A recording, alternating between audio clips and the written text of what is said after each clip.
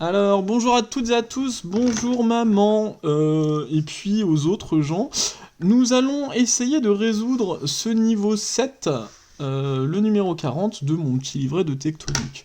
Alors, je ne me suis pas spoilé, on va essayer de le résoudre, et on va voir s'il y a des techniques intéressantes qui vont venir en tête. Alors, tout d'abord, on va placer les numéros évidents. Bon, on regarde que ce 2-là bloque cette case-là, ce 2-là bloque cette case-là, et ce 2-là bloque cette case-là. Ainsi donc, le 2 est ici. Ça, c'est un numéro évident. Pareil avec le 5, maintenant le 5 bloque cette case et bloque cette case, donc le 5 est ici. Bon bah super, hein.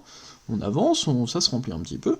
Là, qu'est-ce qu'on voit? Regardez, le 2 bloque, le 2 qui est ici bloque cette case et cette case, ce 2 bloque cette case, ça nous fait un 2 ici.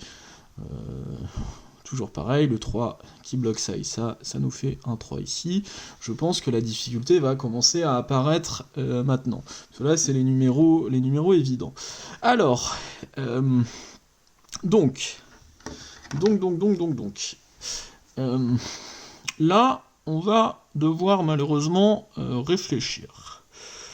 Et comment on va s'y prendre? Alors, malheureusement, hein, les Suguru, c'est comme ça, hein, c'est qu'il faut quand même beaucoup réfléchir. Qu'est-ce qu'on peut voir ici? C'est que, forcément, cette case-là et cette case-là, ce sont exactement les mêmes. En fait, en mettant un 4 sur cette case-là, ça impliquera un 4 sur cette case-là. Un 4 sur cette case-là, va indiquer qu'il manquera juste sur toutes les cases adjacentes un numéro 4, et ce sera celui-ci aussi. En fait, on peut assez facilement se convaincre que lui, c'est soit 1, soit 4. Parce que dans cette zone-là, il manque 1 et 4, et en fait, c'est soit 1 et soit 4. Donc ce 1 ou 4, donc les deux candidats que j'ai notés ici, vont forcément être exactement les mêmes en haut à droite sur cette case ici. Très bien, bon bah c'est super. Alors, on peut gérer ça un petit peu avec les 1 et les 4, c'est pas mal. Ça c'est le 4 et le 1. Alors, regardez, ce que je fais moi, c'est que, vous voyez cette case-là, c'est forcément 1 ou 4. Mais s'il y a 4 ici, tout de suite, il va y avoir 1 ici. S'il y a 1 ici, tout de suite, il va y avoir 4 ici. Et en fait, c'est pour ça que je fais une petite différence sur la notation des candidats, c'est que celui-ci, par exemple, si c'est celui du haut, ça va impliquer celui du haut, si c'est celui du bas, ça va impliquer celui du bas. Et en fait, ce qui est intéressant, c'est que, forcément, ça va bien distinguer les deux candidats. Soit 1, 4, soit 4, 1. Bon, très bien, et ce 4, 1, qu'il soit 4 ou qu'il soit 1, forcément, il va se répercuter ici.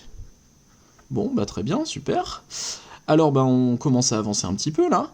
Alors, ce qui est intéressant de voir, c'est que maintenant qu'on a joué les candidats, on a fait les candidats comme ça, regardez, s'il y a un 1 ici, impliquement, non, impliquement ça n'existe pas comme mot. S'il y a un 1 ici, ça va impliquer un 4 ici. S'il y a un 4 ici, ça va impliquer un 1 ici. Donc c'est pour ça qu'il y a que je marque une petite distinction entre les deux, qui, du coup, ne serait pas... Si j'avais noté un 4, on serait porté à confusion entre celui-ci et celui-ci. Là, je montre bien que ces deux-là, ce ne sont pas les mêmes. Et alors là où ça va être super, c'est que, regardez, comme il y a 1, 4 ou 4 et 1, et forcément, sur cette case-là, ce sera ni un 2, ni un 1, soit il est ici, soit il est ici. Bon, très bien, il n'y a pas de 1, il n'y a pas de 2, il n'y a pas de 4, parce que le 4, soit il est ici, soit il est ici, et donc forcément, qu'est-ce qu'il nous reste? Il nous reste le 3. Et c'est pour ça qu'en distinguant bien ces deux cases-là, avec des candidats qui sont retournés, ça nous implique tout de suite la résolution de cette case. Très bien, et donc le 3, machinalement, il va être ici. Bon, super. Alors, là, on peut aussi voir que, du coup, maintenant qu'on a trouvé ça, ici, ce sera soit le 1, soit le 4, en fait, ça va être le 1, 4. Mais bon, on s'en fiche parce qu'il touche aucune case intéressante. Super, alors. Là, regardez, ce qui est intéressant, c'est que le 5, maintenant, dans cette zone-là, le 5... ce 5-là va toucher cette case-là. Et forcément, comme il n'y a pas de 5 ici, on l'a prouvé que c'est soit 1, soit 4, et bien forcément, le 5 va atterrir ici. Et assez facilement, on va voir que le 5 est ici. Qu'est-ce qui nous manque? Il nous manque un 4 là. Et très bien, et qu'est-ce qui nous manque? Il nous manque 4 et 1. Super.